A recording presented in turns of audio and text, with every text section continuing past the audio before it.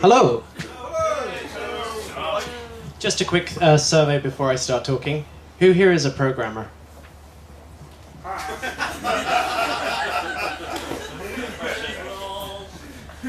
Who here is interested in learning to program? Excellent. There'll probably be more useful advice in here for you. Anyway, hello. My name is Tef, and I am a really terrible programmer. I started programming to find out how things work. I started taking things apart.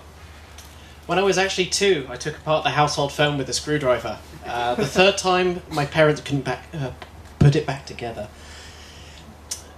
I kept taking things apart to find how they work, and now after more than a decade in the industry, I'm constantly surprised that things actually do work. I am a really bad programmer. I write bugs. I forget to write tests. I write documentation that isn't really in English. And in a code review, I am the most apologetic person you will ever see, which for some of the people in the audience may come as quite a surprise. But frankly, I know we can do better. That's your optimism quotient for the talk. Anyway, I'm here to talk to you about mistakes I've made, mistakes other people have made, and how we can learn from them. Really, I'm kind of talking about the people in the industry and the practices in the industry rather than the code that we write. I'm not going to sit and talk to you about all of the bits and bytes involved or get into hideous technical detail. Or at least I'm going to try not to get into hideous technical detail. But really, the standard disclaimer applies. This is my opinion. It doesn't reflect my work, my friends, my lifestyle choices, or anything else, or reality.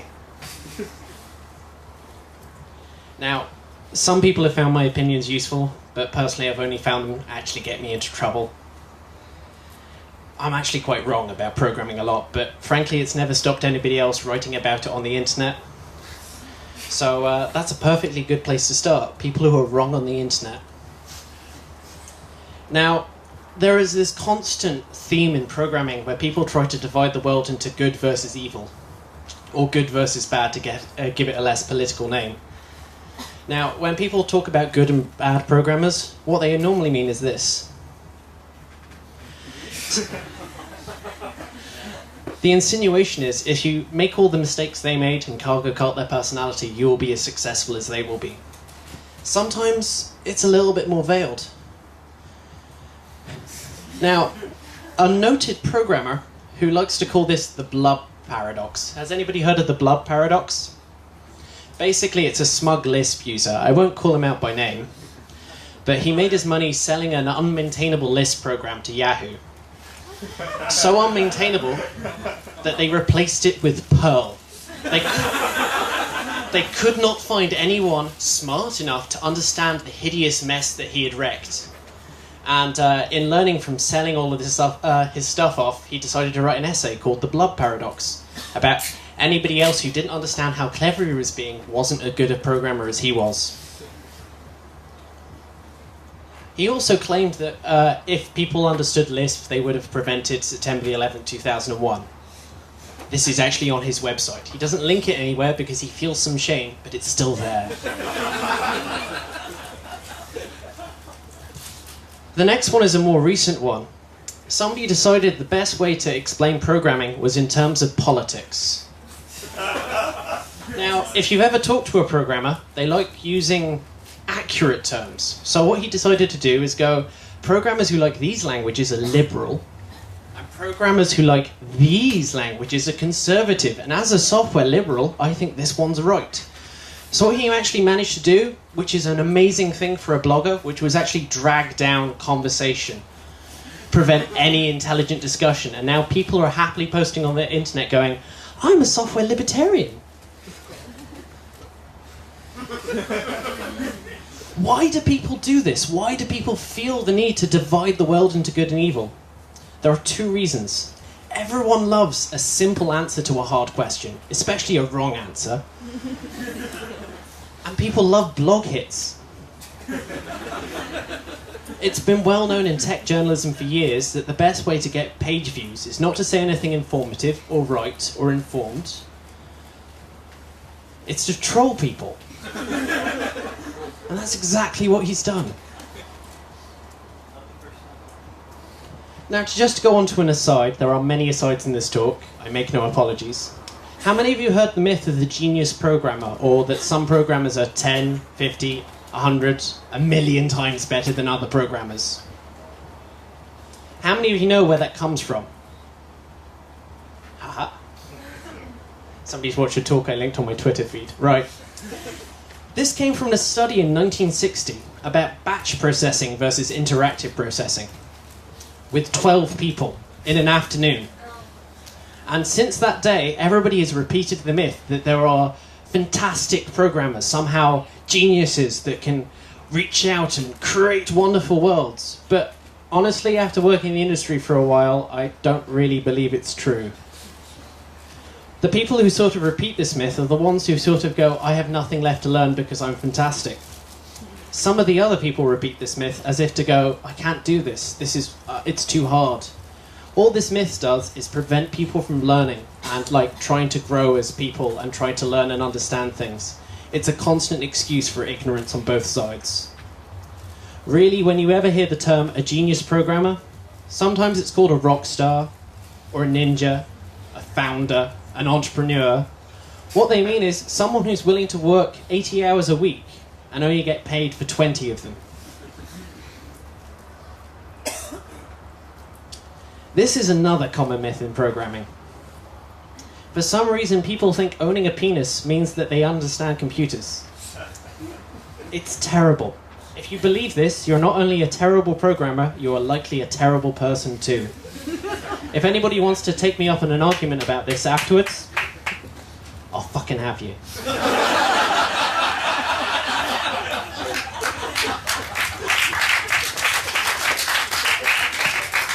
I'm really hoping once we can sort the gender divide, the race divide in programming, we can move on to more important issues closer to my heart, like tabs versus spaces, but I don't actually have a lot of hope.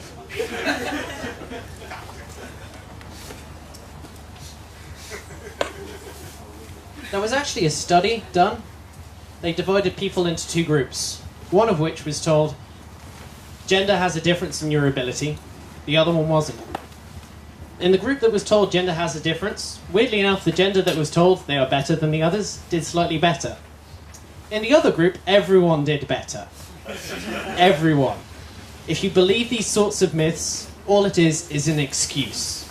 People who go, try and find something too hard, they go, well, obviously, I don't have a penis, I don't understand this. Or they go, I have a penis, thus I've understood everything there is ever needed to be understood in the world. Bad people. But frankly, since it's so easy to divide the world into good and bad, I'm going to have a go too. And you can have a go at me for this later. Personally, I'm a little bit from column A and a little bit from column B. Can people read this at the back? Basically, sometimes I refuse to try to learn, and other times I just blatantly refuse. But really, programmers make mistakes all the time. Everyone here has written a bug. Everyone who has ever written a program has written a bug.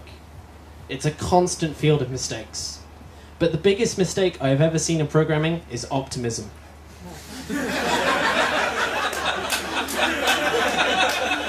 Don't get me wrong, optimism is necessary if you actually, for a moment, understood the absolute challenge of programming, trying to understand everything that's going on, all of the interlinked libraries, all of the operating system calls. You would go mad.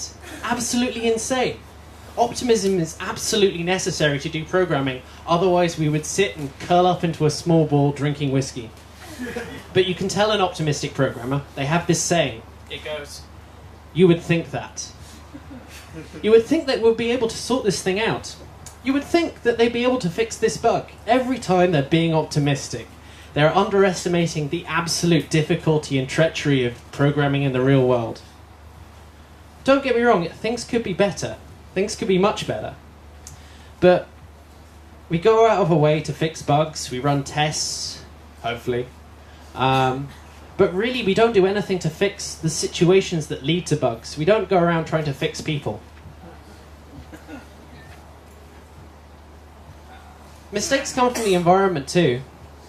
Really, if we really want to find out why bugs keep happening, we have to fix our processes. We have to fix the mentality that lets us write so many things, rather than accepting it as a gradual inevitability that we are so incapable of our job that we have to spend the next 9 months patching things. Really, it's not an endemic problem, it's systematic. Now, code really reflects social structures. Now, this quote comes from a man called Melvin Conway, who published a paper called Conway's Law, or now called Conway's Law, and they thought it was a joke, so they refused to publish it. But he sat and looked at all of the structures of teams writing code, and when you had a 4-person team, you got 4 modules. You can see where I'm going with this. 8-person team, 8 modules. Frankly, code is a reflection of the personality of the user. Some people might have heard the term of a God object. A God object is an object in a program that seems to handle way more than it should. All of the responsibilities, every single thing that can be done is a method somewhere buried in a 6,000-line program.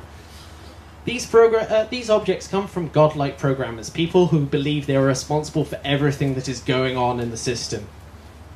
A lot of people leave worshipping. They occasionally try and poke it, twist it, or otherwise, but they sit and treat it with respect and fear. But as much as I'm picking on individuals making mistakes, and the processes that do that, groups make mistakes too, and I'd like to tell you some of my favourite group mistakes. Who's heard of bike shedding? Right. This comes from a book called Parkinson's Law. He argued that if you were trying to build a nuclear power plant, what would happen is you sat and talked about the cooling systems and various other bits and pieces. Everybody would be silent around the meeting. They didn't know what they were talking about, so they'd be quiet. But there was a bike shed at the nuclear power plant, and everybody wanted to know which colour to paint it.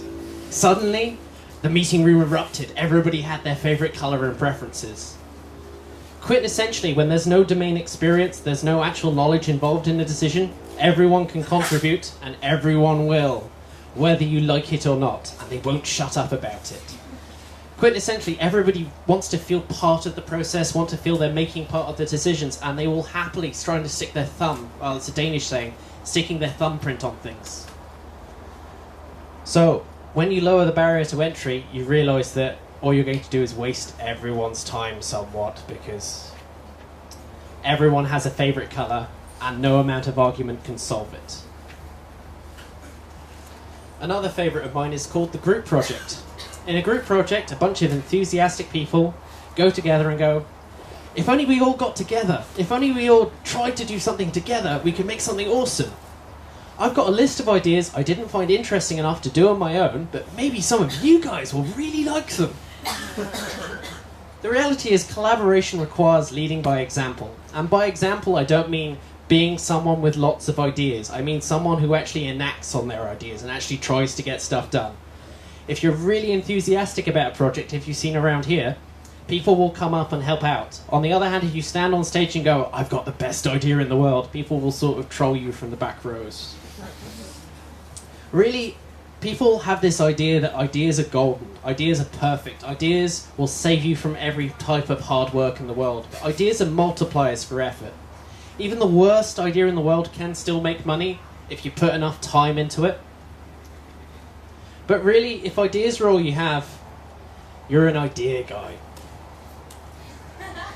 Now, if you have a group project, and all the people in there have ideas, now, a forum I'm on calls this Goon Projects. What happens is people go, I like video games. I'm really good at playing video games. I have this awesome idea for a video games. I just need someone to write the game, draw the art, and build the game, but I have ideas. I can totally contribute. It's a bit like somebody going up to you and going, I've got this great idea for a book. All I need is a writer, and you'll get a share of the royalties. You can tell these ones because all of the discussion revolves around almost one of two things. The name and the logo. Most recently, there's been attempts to build darknets or distributed social networking. There's a Reddit project set up called Darknet Plan. They finally banned threads about the name and the logo because that's all that was getting discussed.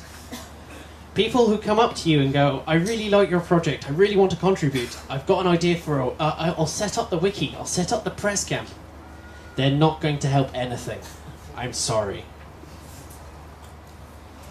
Another classic idea is waterfall. I assume some of you have heard of the waterfall development process? Who know? Hands up of you who have read Royce's original paper on waterfall. Well, that one person over there will know where I'm going with this. Waterfall was a straw man argument. On the first page of the paper we went, here is a system that doesn't work. But it turns out, when you put a really nice picture on the front page of your paper, that's as much as people will read. He then went on and elaborated how you need feedback through the various parts and how things have to, react to change. And it's one of the most terrible things that we do in software engineering at the moment. Project management is almost like an attempt to control reality rather than measure it or even have any idea of feedback. I'm sure many of you have experienced milestones upon high handed down. I have a number of times and I'm very bitter about it. Anyway. But really there's this mentality with Waterfall that this time we'll do it perfectly, this time everything will go right. We don't need to have any slack, nothing will go wrong. I guess the bit explaining what Waterfall is.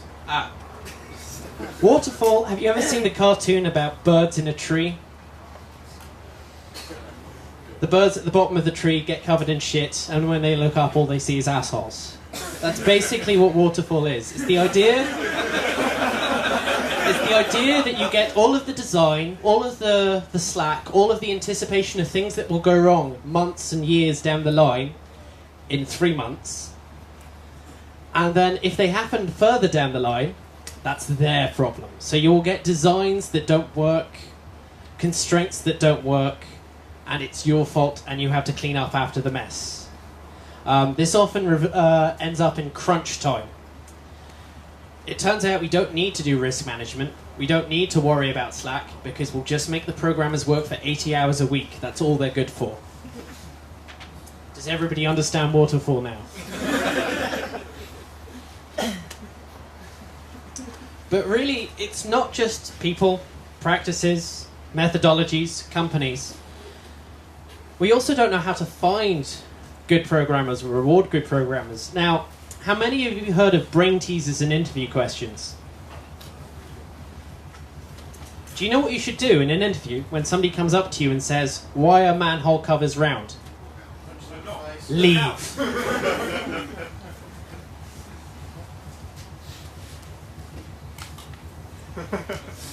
Now, how many of you heard of the Watson selection task? The Watson selection task is you get 4 cards on a table, 2 are face up, 2 are face down. One's red, one's black, and there's a patterned back and a plain back one. And you ask people, how many cards do I have to turn over to check every card is red? And when you ask it like this, people often say 3, because they're not checking for contrapositives. Now, I don't really want to go into this complete cog-sci thing, but it turns out that when you ask instead, and let me rephrase the question, you have 4 people, 2 are over age, 2 you haven't checked the age at all, 1's drunk, 1 isn't. How many people do you have to check to see that you're not breaking the law? When you phrase these questions in a social context, everybody gets it right. When you ask it in an abstract context, no one gets it right. Domain experience is absolutely vital for problem solving. Really, when somebody is asking you a brain teaser question, what they're trying to do is prepare you for terrible management. They're trying to say, I've heard people excuse this and say, well, I know we're not hiring for a quiz show host, but the management like to ask really arbitrary and stupid questions all the time, so that's what we do in the interview to filter out the sane ones. And some other people go, I heard Facebook does it, Google does it, Microsoft does it. That's bullshit. You read it in a tech journalism article. The same article has been going around for years. All that happens is the company that's in the light or the one, they do a search and replace with Google and put in Facebook. But I don't really want to argue about tech journalism. That's an entirely another talk. But frankly...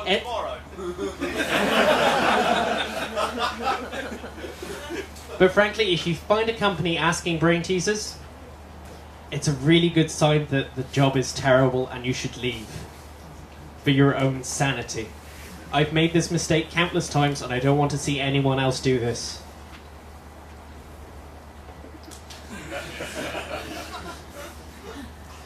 Really, we like to call ourselves a science, computer science, but we don't really test our assumptions, or our code, or our methodologies, or really anything that we do. We have rituals, cargo culting. We have things called best practices that kind of amount to superstition. You'll still get people going, oh, I don't like garbage collection because my lecturer who works on punch cards thinks it's evil. We go around teaching people to create from the top down, writing every program as if it will be perfect once. And 4 years in university, I was never asked to maintain a program, fix a program, document a program, test a program, and it's very rare that these things happen in practice. But then, unfortunately, if you actually get a job programming, that's all you will ever be doing. For some reason, we have this idea, almost like pyramid builders, that we're building this gigantic obelisk that will stand for thousands and thousands of years. I'll apologise to the embedded programmers in the audience because those things are kind of true. But for the rest of you who are writing web apps or skins around databases, as I like to call them, almost all of the work you are doing is talking to other programmers, finding out what's going on, reading code, not writing it. Now, I don't mean to go off and have a go at prototyping or experimental coding. Experimental coding is fantastic. It helps you go off and understand the problem, fix it in your own head. But when I've written prototypes, almost everything I've learned has been from pushing it into production and then fixing all of the really stupid ideas I came up with in the first week. But to move on again, I've talked about a number of bad things in programming, but I haven't mentioned the next one. Teaching. Well, I kind of have, but hey. Really, there are two driving factors in how we teach programming. One of which is nostalgia, and the other of which is how the teacher learns best. Do what I do, fail like I did, and you will be as successful as I have been. There isn't any appreciation of learning preferences. Now, I don't know if any of you have ever had dyslexic problems or gone to learning support, but there's this idea called the VARK test. Visual, audio, reading, and kinesthetic. If I ask you for directions, some people will tell me, some people will draw me a map, some people will walk me there, and some people will write down detailed lists of expressions. Not everybody learns in the same way, not everybody teaches in the same way, but for some reason we think that the only way to teach is how they learn. Any of you have been to university, you must have seen a university lecturer, the kind that will read his printed notes out. And they're not just doing it in the hope that everybody leaves and they can go back to the staff room and drink tea. They're doing that because that's how they learned.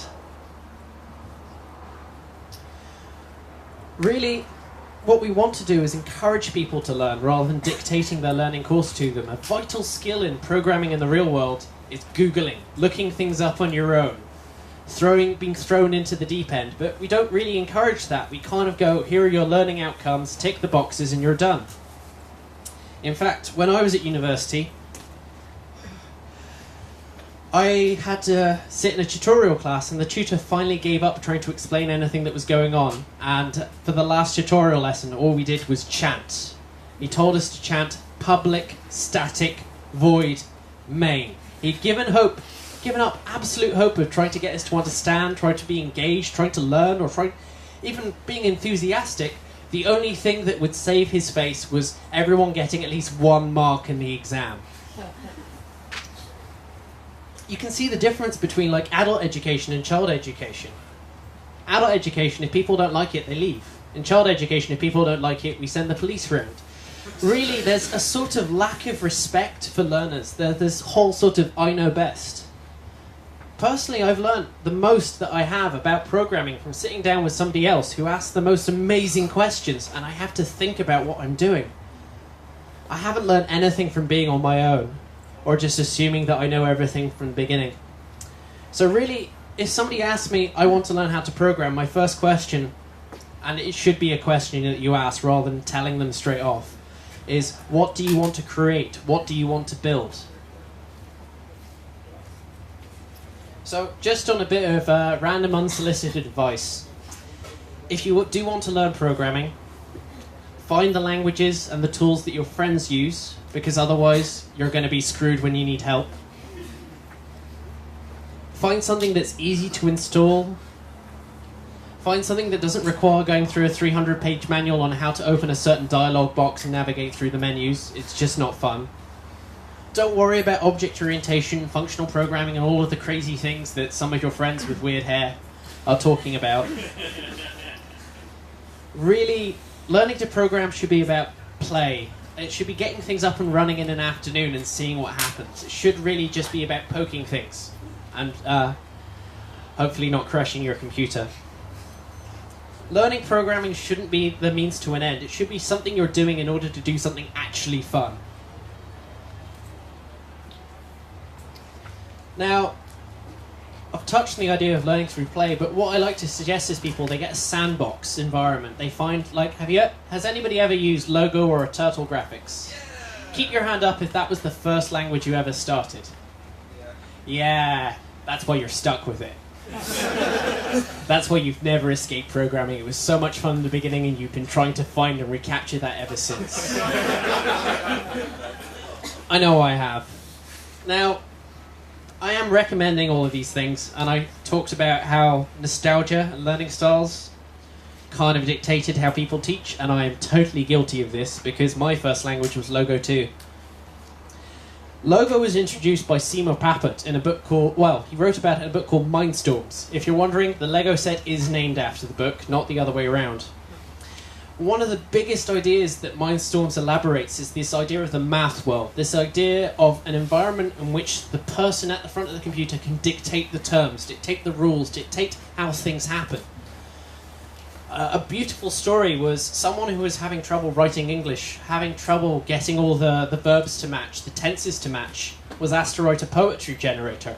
And as they sat trying to encode the rules of grammar, a very simplistic grammar, I'm not suggesting anybody try to encode the rules of English grammar and programming, I don't want anybody else to go mad.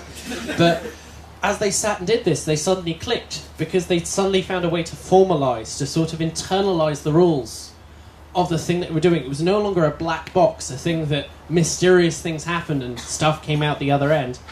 They could actually see the effects of the changes they made, and it helped them learn. Piaget and constructivist learning, if only if you want to Google this later, it's totally awesome. There's a similar idea that's been espoused in math education. Now, a lot of math education is basically treated as a death march through formula.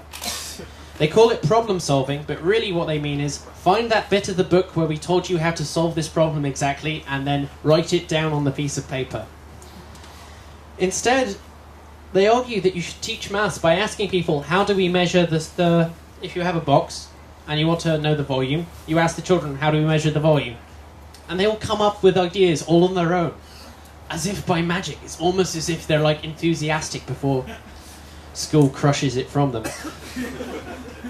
But really, the moral is here that learning is fun. Learning is absolutely fun, but only when you get to be creative about it. Only when you get to set your own terms, dictate your own rules, and get to explore without just having to go through a checkbox of learning outcomes. The other biggest influence in how I learn programming. Now, some of you have ever heard of ViewSource. It's a beautiful thing. I learned to program on the web early, and I would find something interesting. I would right-click it and go View Source. And at that time, JavaScript minimizers weren't popular, so you'd actually see code, and sometimes people would write comments explaining what they would do. And you had a working program, and then you could tweak it and change it and play with it and find something new. There wasn't this, I'm going to repeat myself, a black box. Suddenly I was free to explore and engage with the environment. I missed that. Now, I don't mean to go back to internet bloggers, but another internet blogger recently wrote an article called, "Why are you learning programming for fun? Don't you realize programming is serious business? How dare the mayor of New York go out and learn programming? There's so many things to learn and so many things to do." It's like, maybe it was fun for them. Maybe they're enjoying themselves, and maybe that's actually how you got into it in the first place, you hypocritical bastard. But frankly, that's Jeff Atwood. I have many other opinions about Jeff Atwood. None of them are flattering. How many of them are fit for public consumption? In summary, he is a terrible person. Okay, I'll tell you a little story about Jeff Atwood. Jeff Atwood wrote on his blog and saying I'm writing a website and the business use case is filtering HTML and I must understand this in order to run a successful website. There are libraries written by people who understand HTML and parsing and all of the other bits involved. But if I used a library for my code, I wouldn't be doing my core business practice of rewriting strings. So he published his algorithm and people broke it. He published it again and people broke it. And then after a month of everybody telling him to do it the way that all of the libraries already do, he kind of grudgingly took their advice. And now what he says is, now I've gone through this learning experience, none of you have to do it. You can all use my library. You don't have to go and do this in the first place. With no hint of irony. He is a terrible programmer. But really, if you're going to tell people off for learning and playing and exploring, you're a bad person and I hate you. Now, I kind of touched on misogyny before, but this is just kind of a jokey title. Now, some people say you have to learn C. C is a real language. It's used everywhere. Real men use Fortran. Real men eat quiche. Now, the thing is about C, it's actually quite hard. It's actually quite old. There's a lot of things that you need to do to get it to get up and running. I've seen so many embedded programmers going, oh my god, why do I have to include files? What the fuck is this all about? Really, when you're trying to learn to program, you want to get something up and running, not in an afternoon, not in an hour. You want something up and running now. C is not the language to do this. Now, once you've become comfortable with the shell, become comfortable with an editor, become comfortable with the idea that you run, it crashes, you go and try and fix the problem, you cry a bit. Once you've come to terms with how terrible programming is, C is a perfectly acceptable second language. But frankly, forcing it down beginners' throats is just going to scare people off from the outset. Although, admittedly, I'm pretty sure that's what this talk is doing from the beginning. C is character building. Now, other people will tell you that you need to use what's used in industry. Now, I'm not saying that you need to go out and use these Scratch or various other things and they're bad. They're actually quite fun. But some people will say, oh, you must learn Java because you want a job in programming. You don't want a job in programming. Now, the thing is about object orientation is we only developed it in about, well, actually we developed it in 1964, but we've only come to terms with how useful it is in certain places after we've actually written large enough programs to benefit from them. Now, I mentioned before about chanting public static void main. This is what happens when you try and teach object orientation first. You spend the first hour explaining everything that they have to ignore in order to get the thing working. Now, I don't know about you, but teaching people the first lesson of ignore this, don't ask questions about this is too hard, doesn't sound like a really good way to encourage people to be exploratory and creative. Again, it's a better second language, not a first, but maybe third, fourth, fifth, somewhere down the line. Now, a lot of people, when they're learning, they look for ways to avoid learning. Some of you who hang around on forums on the internet where people are asking questions will go, I want to know if this will work, this 3-line program, and I'm too afraid to run it and see what happens, so I'm looking for some reassurance. This is a direct effect of this overcomplication of learning. Really, people learn with a view of trying to avoid as much work as possible, trying to cut their losses, because some things that you want to learn are just really, really, really hard, and it will take many, many years of your life. So, I don't think we should be teaching complicated languages. I don't think we should be teaching languages that demand that you ignore things, because all it will do is encourage people to ignore things in future and write comments on random people's blogs going, please can you send me the code. Now, another thing about learning programming is some people are like, programming is mathematics, so you must understand group theory, algebraic geometry, and differential geometry. Now, don't get me wrong, maths is important to programming. Maths is very important to programming because there's things like floating point, also known as the incredibly misleading numbers that never really work the way that you want them to. The thing is, not many programs actually demand that much mathematics beyond counting. If you can use a spreadsheet, you already know pretty much every single piece of mathematics you will ever need to know in programming in the real world. programming is part mathematical, but it's not going to be like cryptology or differential geometry. But there's the same sort of reasoning behind it. There's the same sort of working things through. What I'm really trying to say here is not that programmers should be mathematicians, but programmers are mathematicians. And if you disagree with me, there's a big, big paper called the Curry-Howard isomorphism that says that proofs are programs, but you can look that up when you go home. But ultimately, programming is not just one thing, it's an interdisciplinary thing. You need to be able to write in your native language. You need to be able to have critical reasoning. You need to have engineering discipline, and you need to have that whole sort of mathematical reasoning as well. But the most overlooked skill in programming is understanding the domain of the problem that you're actually solving in the first place. Now, as I slowly get to the end of my talk, I thought I'd share some tips on how to be a successful programmer. But as I said in the beginning, I'm a terrible programmer. I burn out in jobs, I go mad, I drink too much, etc. But other people seem to get along really well in programming, and I've sat and watched them, so I thought I'd share some of the ways in which they do this. Don't write documentation. Documentation means you're replaceable. If you fix a bug, make sure it fixes only that case that they've talked about, so that somebody else can reopen the bug later. The standard library is evil. Don't use things other people understand. The best code is the one that you've written yourself. Go crazy with advanced features. Object orientation is not crazy enough. The type signature of your function should be at least 50 pages long.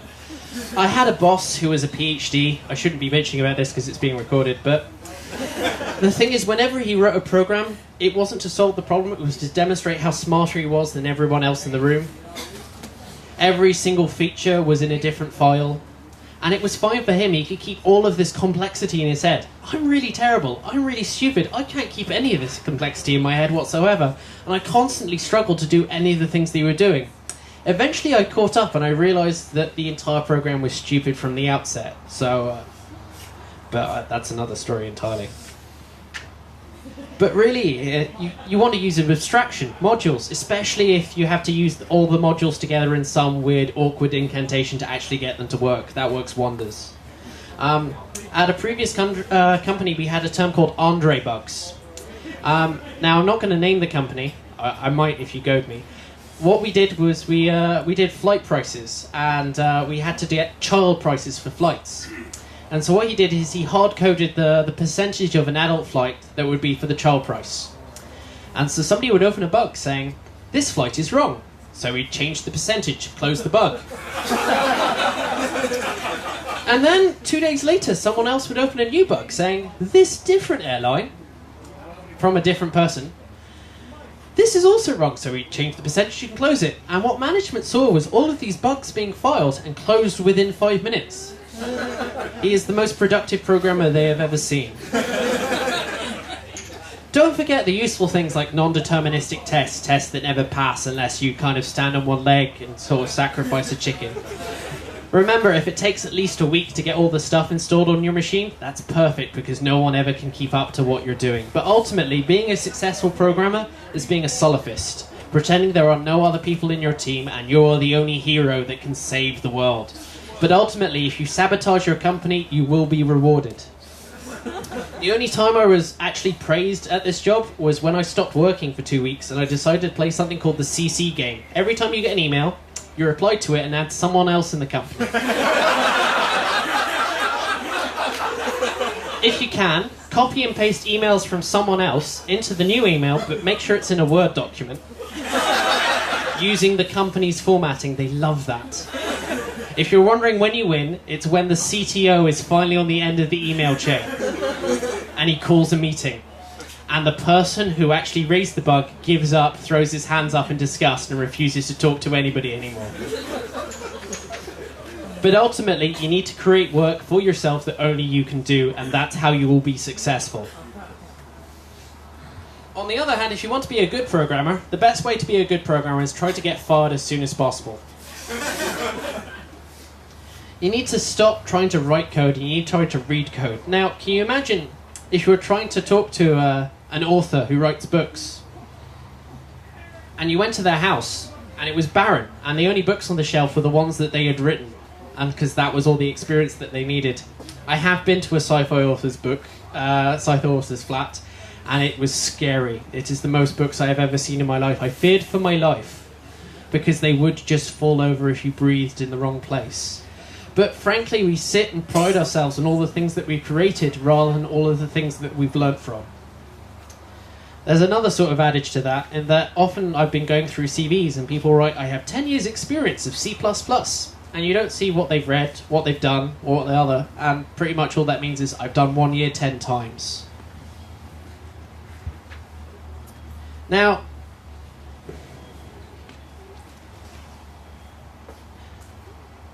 sorry, my notes are wrong. I'm going to have to improvise now. Now, sometimes people complain that it's really hard to estimate about work and work out what actually needs to be done. But I'm not sure if that's because we're constantly reinventing new stuff, or we kind of refuse to read about all of the people who've done it before. I'm still on the fence about that one. But really, what you really want to do is write code as if you're going to get it wrong, as if all of the assumptions you hold dear will be absolutely stupid. Write code as if you can delete it tomorrow and replace it, because almost certainly you will have to. This is a lot easier if you don't spend all your time writing lots of code. Empathy is fantastic in programming. We need a hell of a lot more empathy. There's this horrible trend where if you ask a programmer a hard question, they'll go, wow, we'll put a checkbox in the program and leave it to the user. Also known as, we told them to go fuck themselves. But really, you don't want to try and write correct code. You just want to write code that's less painful when you're wrong, and you will be. Really, the moral is, you want to write code that's easy to replace, not easy to extend. Anyway, as I slowly wrap up and await the inevitable trolling questions, I hope, I have a final warning. Although I've talked about many of the problems in the software industry, programmers, I'm going to repeat that, programmers, because it deserves extra bitterness. Management, companies, methodologies, tools, practices. The software industry is terrible, but pretty much every other industry is too. Even if you retrain, you will not be able to escape other people. Thank you.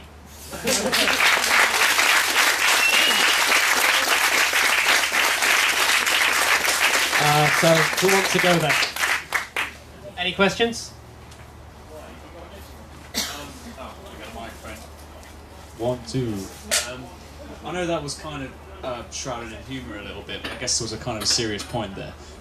Do you find that the kind of points you were making, you know, the negative sides of software development apply to younger programmers than they do to people who are a bit more seasoned in the field? Actually, I find the inverse. When we tried to do hiring at this company, we tried to interview a lecturer on C++ who didn't understand the difference between the stack and the heap. I can explain that reference, but if you understand C++, that's like, what the fuck are you doing? But frankly, we found that the less qualified, the less trained they were, the less we had to unlearn from them, the less of the assumptions we had to take away. They were actually more willing, more humble, and more open to actually trying to learn new things. On the other hand, when you get a prize-winning graduate in Scotland, no names, I actually can't remember his name, so I can't shame him, who doesn't know any sort of even the most trivial thing about the language they wrote their final year project in. Really, I'm not... Okay, I am a dropout. I have an absolute bias towards these things. But frankly, I found the less educated people are about programming, the more open they are to actually learning about it in the first place. Next, do you want to pass the mic down? That would be awesome.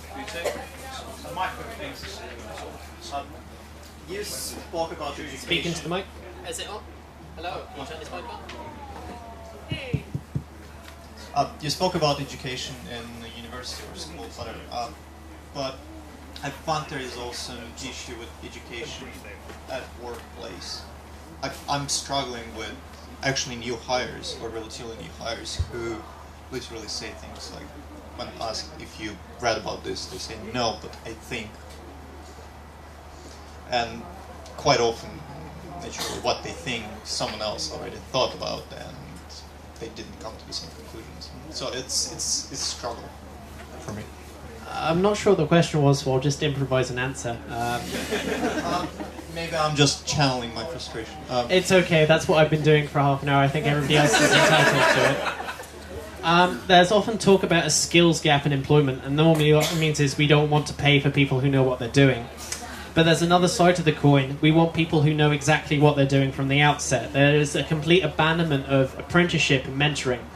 So much of what I've learned about programming has been done from writing code that other people use, and they know where I live.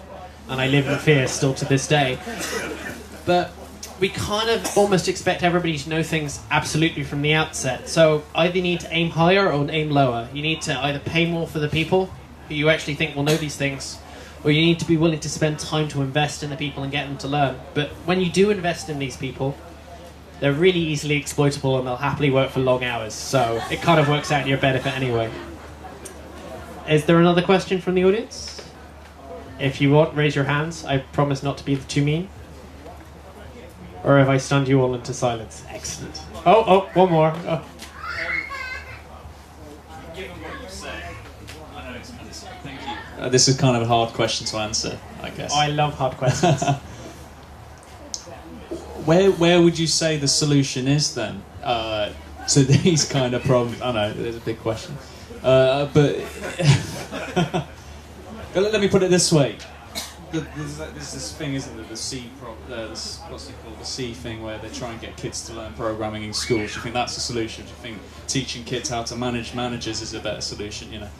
It depends. To give you a simple answer to a hard question, something I called other people out on for earlier, with no shame.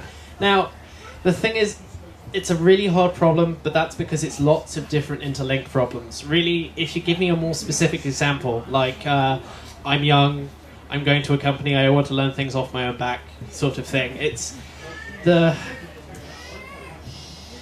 Honestly, one of the... I'm not sure exactly what the solution is, but one of the things I think would be better is kind of breaking the whole, for lack of a word, patriarchy in programming. There is so many angry young white men in programming, who basically go around assuming that they know everything. There is a complete lack of diversity. So I think if we get more interesting people with different backgrounds or otherwise, we can start to get along and start to learn from each other a little bit more. But frankly, what we are right now is entirely a monoculture. We all go around repeating the same old myths, the same old lies, and patting ourselves on the back for it. Again, it's a really good question, and I'm sorry I don't have an absolute answer to how everything is terrible and how can I fix it, but it depends on who you are. The old cliche of think global, act local. If you're at a company and it's bad, talk to your managers. If they're terrible, leave. That's very easy for me to say, but there are many things you can do to fix your environment, but I can't really give you anything other than platitudes in order to do it. Although if you want platitudes, I would have more, but I've kind of run out. Is there any other questions that are hopefully easy in a single that I can answer in a very trite and simplistic way? There's a man at the back. Could you run to the... actually, let's take a question from the front. We'll just go closest first. Hello. Do you think that university is a good way to train programmers then, or do you think people should learn straight out of school? Oh, another hard question. Right. One of the things I tried to talk about is how programming shouldn't be a means to an end. We shouldn't be teaching programming. There is this whole talk of algorithmic literacy. The idea that programming will become as important as reading and writing to other people. And so I don't think we should be teaching programming in the sense of it stands alone. There's this magical tool that has no means, or almost like a completely theoretical subject, almost like pure mathematics. But as you can see with mathematics, it's been branched out to physics, chemistry, sometimes biology, if you're pushing it statistics, and if you're really pushing it economics. But I think programming should be actually taught fairly early on, just because it's a fantastic tool. The computer is a gigantic lever on which you can move the world. When I was a kid, I was constantly... the first time I ever saw satellite pictures of my house on the internet, I was amazed, and I'm still constantly amazed at the internet, like watching pictures live from space over an internet link on my mobile phone. but really that only happened because no one thought it was interesting enough to put on TV. But I'd say the way in which we're approaching teaching programming is wrong, because we're teaching it as a solitary skill, something that only stands on its own, rather than programming something that can be so much more useful in other fields to actually achieve really interesting and useful and fun things. Now you can see this in bits like the demo scene, the music hackers, the bioinformaticians, where they're going off and writing very, very simple programs, and they all feel really bad about it for some reason. Oh, my code's so terrible, I don't know what I'm doing. Are you solving a problem? Yeah, it's really awesome. Yeah, you're fine. And instead we celebrate all the people who seem to just write programs for their own sake, programs that are just complex messes or otherwise. I'm not actually sure if that answered your question. I kind of went off on one. Does that answer your question? I guess that'll have to do. There was a question at the back. Do you want to... thank you for passing the mic back.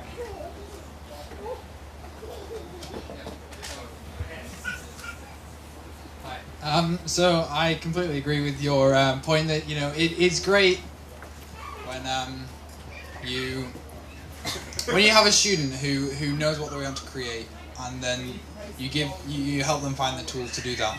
And I wanted to make a course like that when I was at university for the students.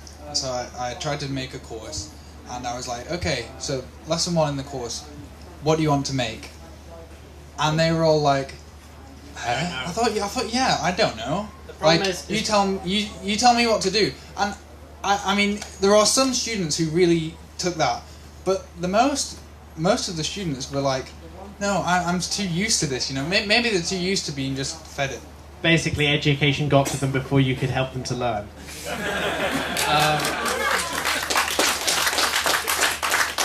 I don't mean to be bitter about this. My mum was a teacher, and she taught me to ask questions, stand up, challenge things, try and learn things, and basically taught me how to get into the most trouble I ever could in my life. It's the most awesome thing I ever learnt. Now, I talked about earlier about how we want to encourage people to go off and learn, but that isn't to say that we shouldn't provide some support and guidance. Really, there will still be times for a set project, a set things like that, just to get them started, just to get them... Well, the first one is always free, as they say. You can still provide people a framework for learning without restricting them. You can still encourage people to go off on their own and not dictate their actions, but you can give them a gentle nudge in a direction if they're not really sure what they want to do. Especially if they're kind of waiting for the learning outcomes and what they need to learn for the exam. Admittedly, if you want to sit and work on course materials afterwards, I'm probably quite happily to sit and argue with you about everything. But again, to go back to learning preferences, you need to sort of attack learning from all sides. You need to realise that not everybody learns in the same way, not everybody is enthusiastic in the same way, and not everybody really wants the same outcomes from the course. And you can't always ask them because they don't always know. It is a bit of a very hard thing to put upon a teacher to sort of go, well, you have to sort of encourage them to do it without telling them what to do, except, of course, when you have to tell them what to do. I'm sorry to kind of put that cognitive dissonance on you, but frankly, if you're teaching, you already probably have quite a lot of it already. Either that, or you're going to curl up into a ball and cry after I said that. One or the other. Oh, we have a question down the front. Can we pass the mic down? I imagine quite a lot of us learned to program originally on 8-bit computers, which you switched it on and immediately you could start programming. These days, kids have got consoles and the like. They may have PCs, but I don't think you can get a quick basic immediately from DOS anymore, for instance. Do you think we've actually made things harder for kids to learn off their own backs? That's a very good question, although I'm going to do a callback to what I said earlier about nostalgia. It's a very easy thing to go, the way in which I learned is a good thing to do, and the fun that I had as a kid is the best one. But computers have moved on considerably since the 8-bit, and new opportunities have advanced. Frankly, when people ask me what language should I learn, I tell them JavaScript, because they already have something that runs it.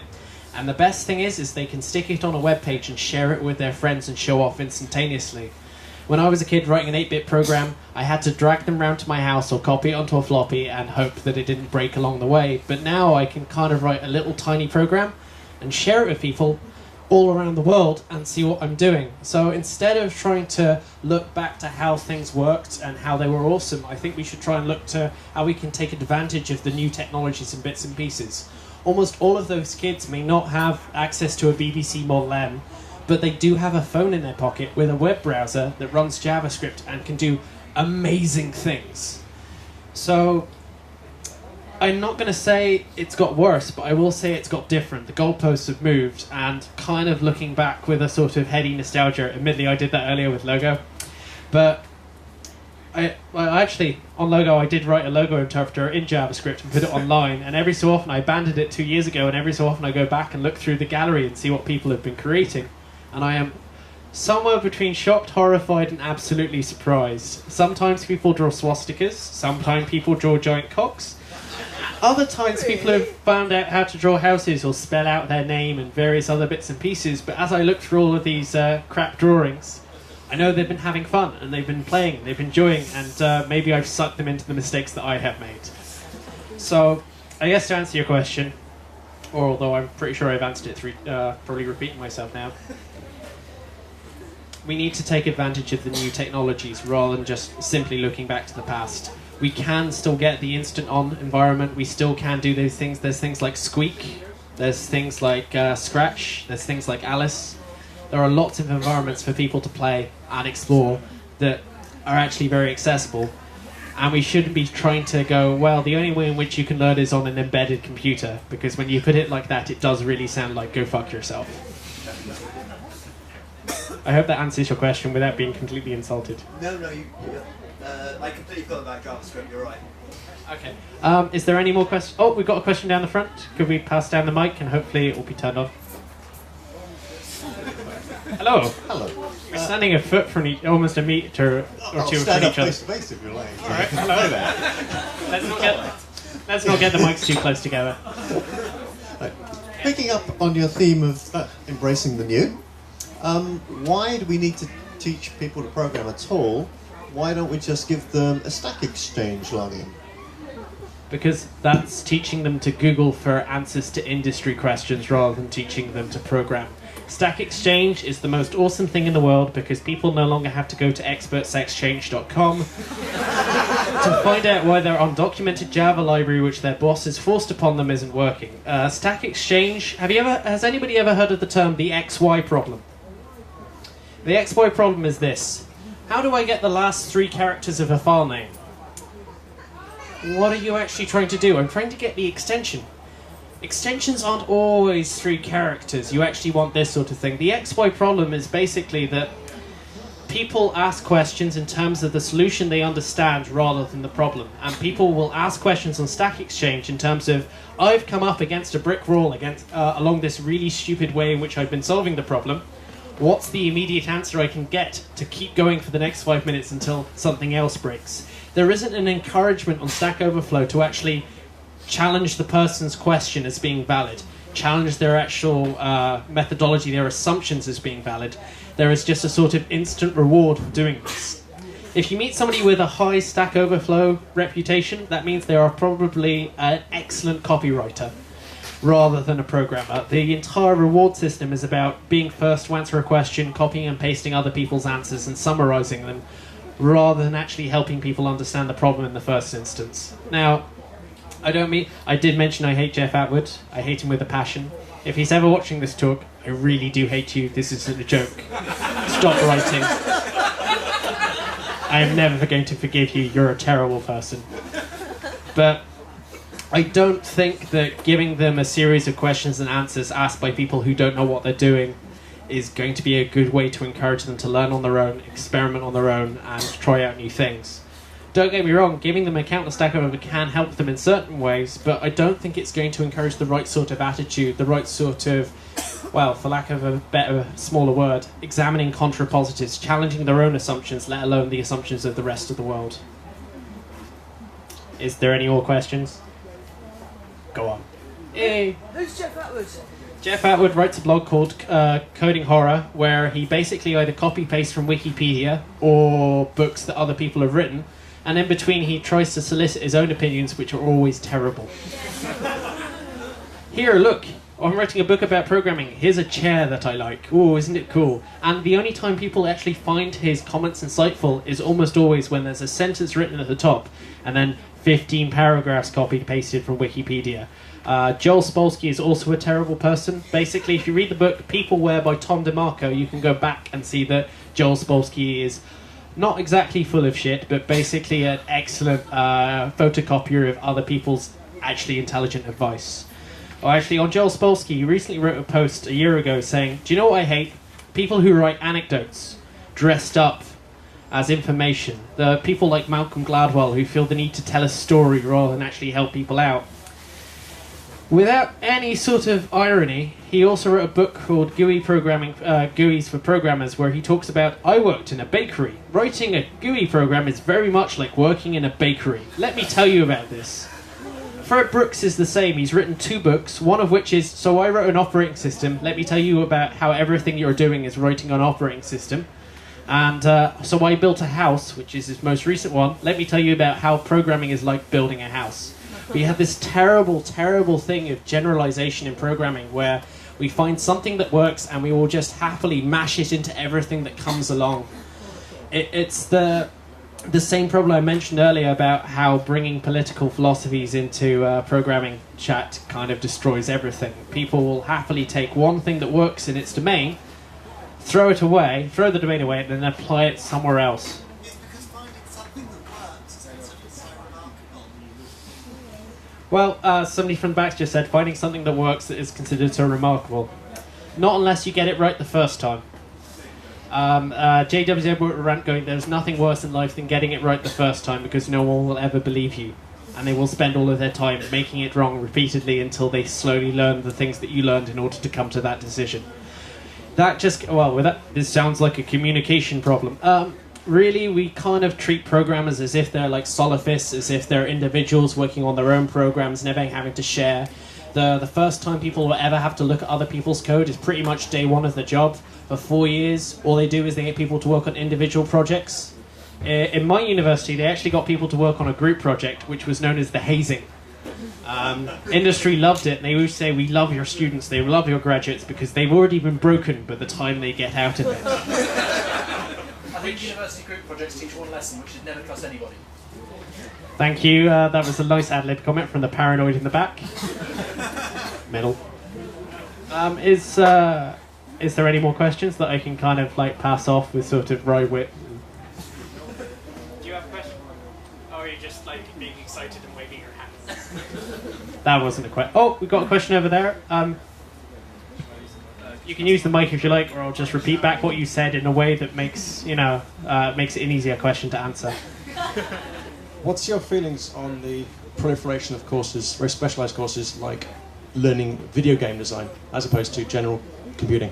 Well, excellent question. That means I have to think about it before giving you a glib answer. I actually met somebody who's been teaching a video game course, and it turns out in the industry, video game courses actually need specialised skills. A lot of the computer science courses teach more general application things. They talk about theory, state machines, various other bits, architecture. They don't teach you how to use OpenGL. They don't teach you how to use OpenAL. They actually require quite a lot of experience and knowledge. And so what they were saying is, we're going to teach these courses so we don't have to spend 2 years bringing graduates up to scratch to be good games programmers. Now, it does depend on the course. The lecturer I did meet seemed a very remarkable switched-on person, and it turns out that course is actually ridiculously hard. It has an incredibly high fail rate. They've actually gone, "We're going to dump you in the deep end on C++, and that's all you're going to do for the next 4 years." So introducing specialised courses that are actually harder, more demanding. I'm not going to try and do the whole machoism thing and say it's a good thing, but it does mean that they're actually trying to rigorously push people into that domain rather than the whole sort of, "Here, look, use click and play, you're a games developer now, hooray!" Is that a good thing? As an undergraduate, if you don't know... If you want to work in a job with no holidays, no prospects of life, and you want to sit and watch your ideas tortured constantly, then you are welcome to go into game programming and design. I'm sorry. But I think actually it's showing the maturity of computer science that we're actually starting to have more specialist courses around, that we're actually trying to apply it to a certain domain. Unfortunately, the first one is games programming, but there are also things like bioinformatics, for example. There are many other examples that I can't think of right now, but let's just pretend I said them and it gives my point more gravitas. But I don't think specialization is a bad thing, even though somebody says specialization is for insects. But it's not necessarily a bad thing. It does depend on the course. I wouldn't judge a game programming course just by its title alone. Bye. I hope you enjoyed my talk. The next talk is waiting to get on, so if you want to pick a fight with me, I'll be outside. Thank you very much.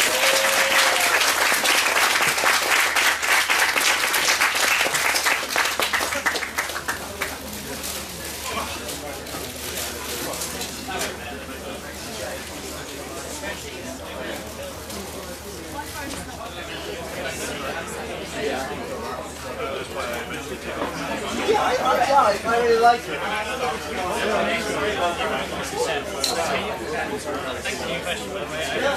No, it's alright.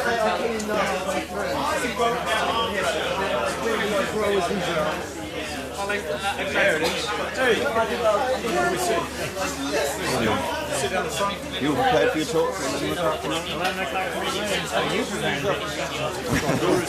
Hey, Roquin, come sit next to me so I can catch up on the gossip. Sorry. Tell me what's happening in the Netherlands. Is there gossip? Scott, have you got that bag?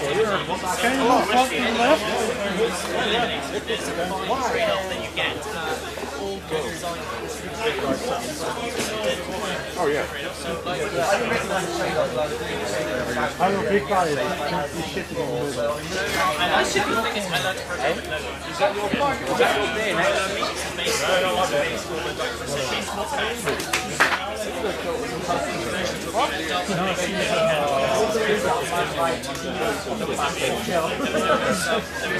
I'm young.